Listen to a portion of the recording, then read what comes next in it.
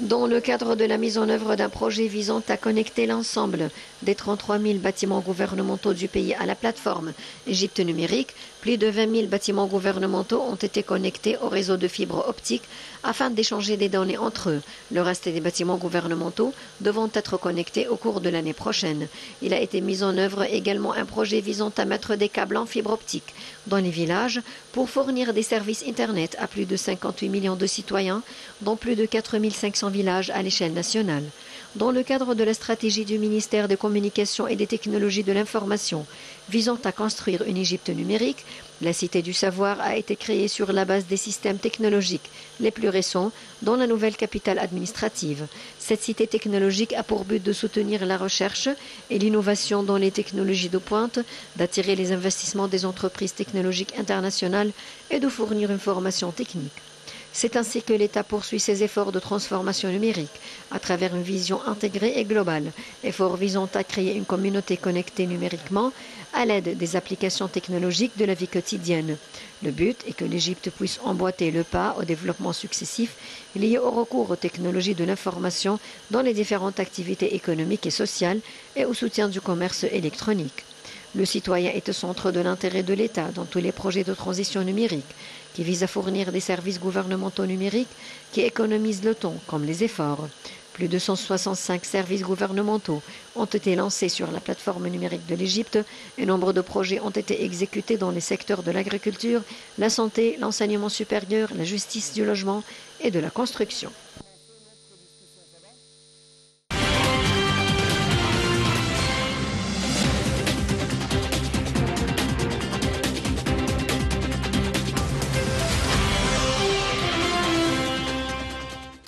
En fait, j'ai actuellement en ligne de l'Antenne internationale Dr Hicham Al-Alayli, ex-président de l'appareil des télécommunications en Égypte. Monsieur Hicham Al-Alayli, vous êtes toujours le bienvenu sur l'Antenne internationale. Ma question porte sur comment vous avez vu, comment vous avez remarqué les pas très accélérés entrepris par l'État égyptien dans la transition, la transformation numérique. Bonjour. Écoutez, moi, je pense que l'État a pris des étapes pour la transformation numérique, mais moi, personnellement, je pense aussi que c'est pas assez accéléré comme vous dites. Je pense que ça pourrait être plus accéléré, mais effectivement, l'État a investi dans l'infrastructure, qui est le point le plus important et le plus coûteux, pour préparer le terrain pour une transformation numérique durable. Donc maintenant, il faut passer à une phase de vraiment de faire une transformation numérique, faire un changement de culture, former les gens, etc. Ouais. Parce que la transformation numérique, c'est pas uniquement changement de système, automatisation des systèmes, non. C'est un changement de culture du processus. Oui, et si permettez-moi de vous poser cette question, pourquoi vous n'avez pas d'accord avec les pas accélérés en ce qui concerne, si je peux dire, le secteur de la technologie? Qu'est-ce que vous recommandez pour accélérer les pas dans ce secteur? Parce qu'aujourd'hui, ce qui est fait pour l'instant, c'est une semi ou une demi-automatisation des systèmes en gardant le même processus. Ouais. C'est pas comme ça qu'il faut faire. Il faut changer le processus. Il faut changer la façon de faire et le processus lui-même. Et après ça, changer les systèmes et automatiser le système sur le nouveau processus. Il faut former les gens. Il faut préparer les gens sur ce changement culturel. Donc, l'avenir de ce secteur de télécommunications. Oui. Oui.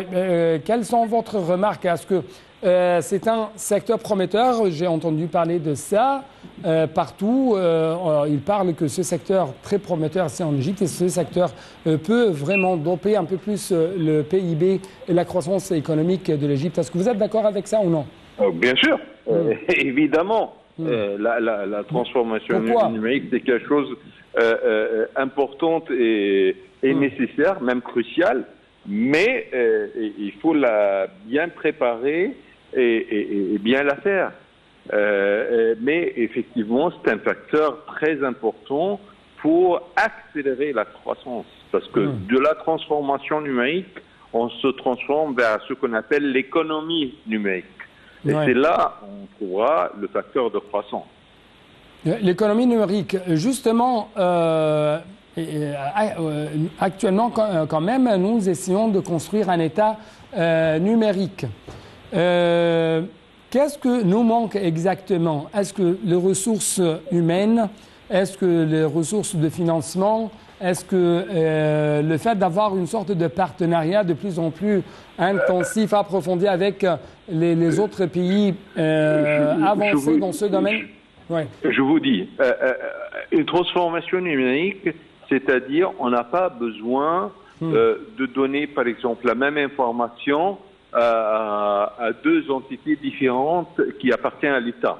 Ouais. Parce qu'une vraie transformation numérique, si la donnée existe dans un des départements, il faut faire d'une façon que les bases de données se connaissent pour avoir cette information. On n'a pas obligé de la redonner, par exemple.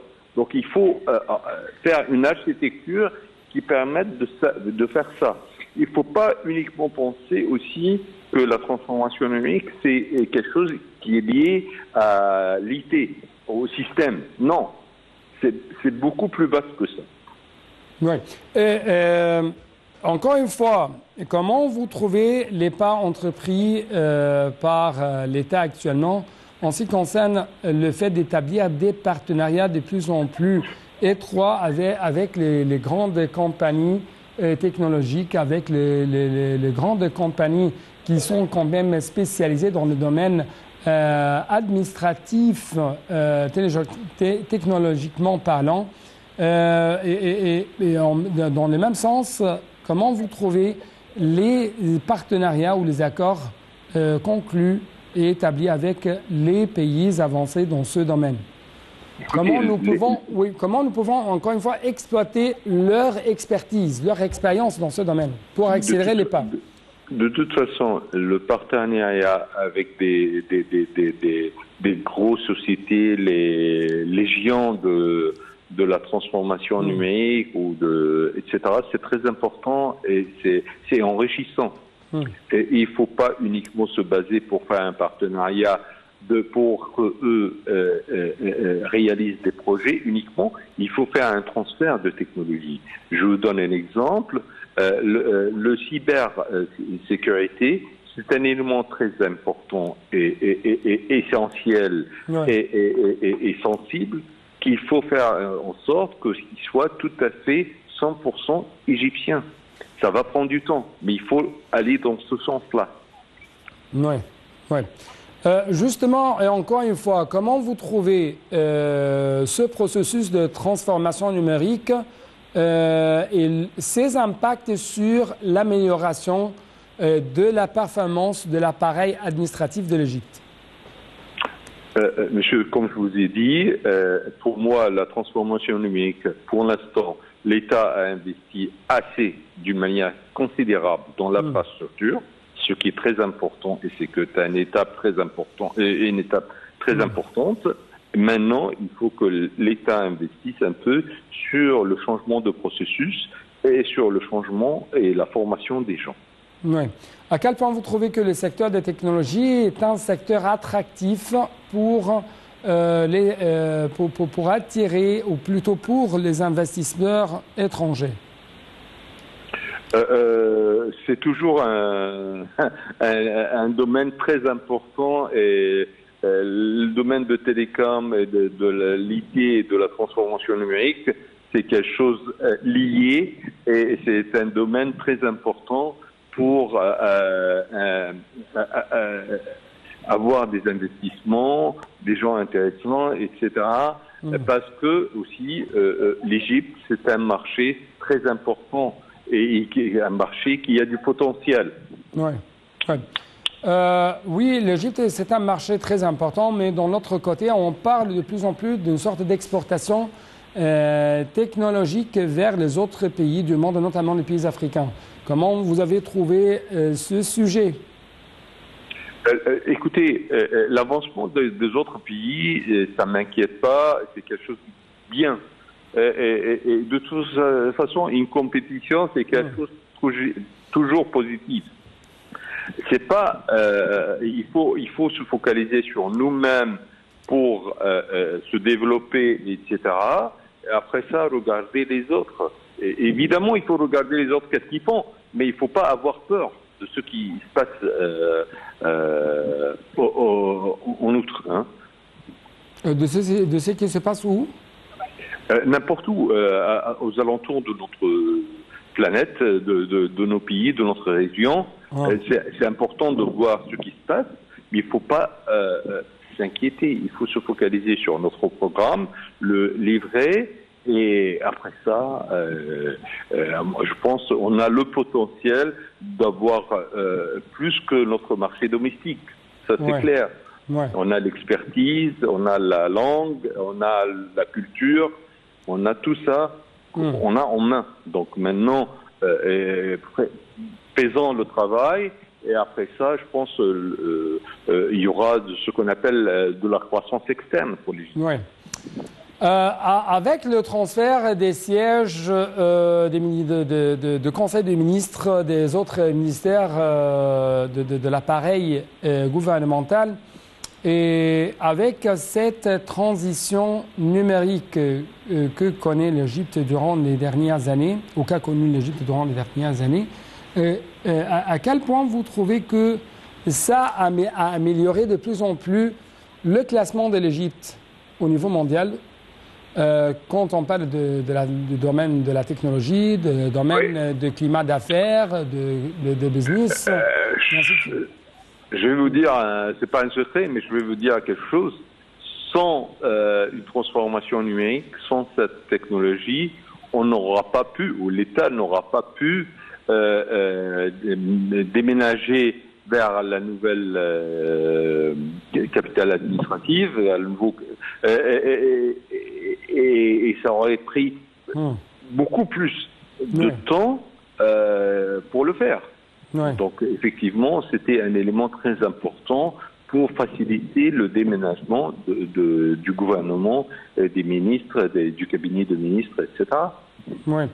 Mais justement, est-ce que vous trouvez que ce transfert des sièges gouvernementaux, des sièges des ministères officiels du gouvernement vers la nouvelle capitale administrative, ça encourage de plus en plus qu'il y a une sorte de transformation quand même dans la vision de l'Égypte vis-à-vis des affaires, vis-à-vis du climat d'investissement? Est-ce que ça quand même encourage le transfert des sièges de grandes compagnies, de grandes boîtes internationales vers la nouvelle capitale administrative? Écoutez, de nouveau, à mon avis, oui. Ce que je vous ai dit, ce sont des étapes très importantes. Mais il faut finir le travail. Il faut finir le travail. Oui, c'est bien ce qui est fait. C'est très bien, c'est très important. Mais continuons le travail. Focalisons sur l'être humain, le changement culturel de l'être humain. C'est ça l'investissement qu'il faut le faire maintenant. Oui. Voilà. Avec plus de précision, qu'est-ce que vous voulez dire de changement de l'être humain? Justement, je n'ai pas dit le changement, je dis changement de culture. Préparer l'être humain de ne pas avoir peur d'utiliser la technologie, ne pas avoir peur de la transformation numérique, etc. etc. Mais comme vous écoutez partout et dans le monde, notamment au niveau des médias, de la presse, on parle justement il y a de grands risques vis-à-vis de l'intelligence technologique. Non, il y a l'intelligence artificielle. C'est quelque chose. Oui, l'intelligence artificielle, c'est quelque chose de très important. Mais monsieur, ce sont il faut faire. On ne peut pas aller au 3e étage sans passer par le 2e. Ouais. Donc, construisons les choses comme il faut, d'une base solide, et après ça, on parlera de l'intelligence artificielle. Oui. Voilà. Docteur Hicham Al-Alaili, je dois vous remercier infiniment pour de tels éclaircissements de votre part concernant ce sujet, les pas entrepris par l'Égypte, comment comme M. Hicham Al-Alayli a dit, l'accélérer un peu plus, comment donner un peu plus de vitesse à ce processus, comment ça va impacter positivement plutôt la performance de l'appareil gouvernemental, de l'appareil administratif. Donc une toute petite pause, après ça on va s'enclencher, plutôt on va poursuivre quand même notre discussion avec vous en ce qui concerne ce sujet.